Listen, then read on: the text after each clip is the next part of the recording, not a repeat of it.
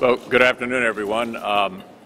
We're hopeful this may be the last day of this Congress. If not, surely tomorrow will be the last day of the Congress. So I think it might be appropriate to look ahead to next year. We'll be starting next year with a job-creating bill that enjoys significant bipartisan support.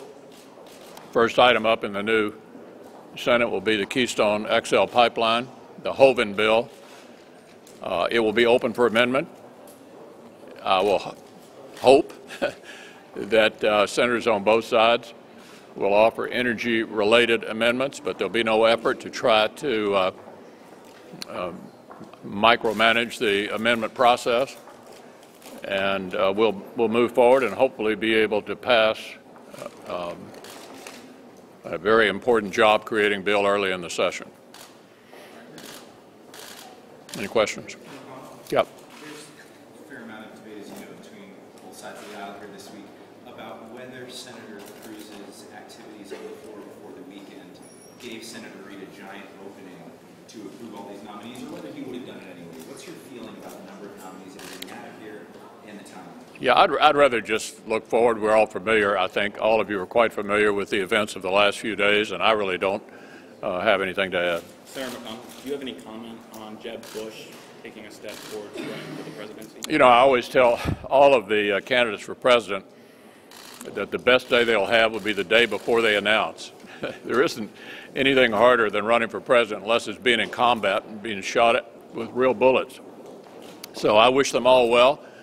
We believe that we have a great chance to elect a Republican president in 2016. It's been a long, challenging 8 years. The American people seem to have indicated last November that they've had about enough of this crowd and might want to go in a different direction. So I'm optimistic that whoever the nominee is will have a good chance of winning. Can you tell us what's in the queue after Keystone? Now, we'll announce the next item after Keystone a little bit later, but the Keystone pipeline, as you know, has been around 6 years. Senator Hoven has been single-minded in his pursuit of this job-creating bill.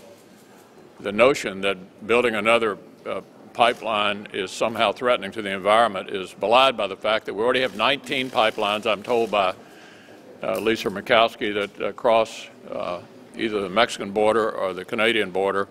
Multiple studies over and over again showing no measurable harm to the environment.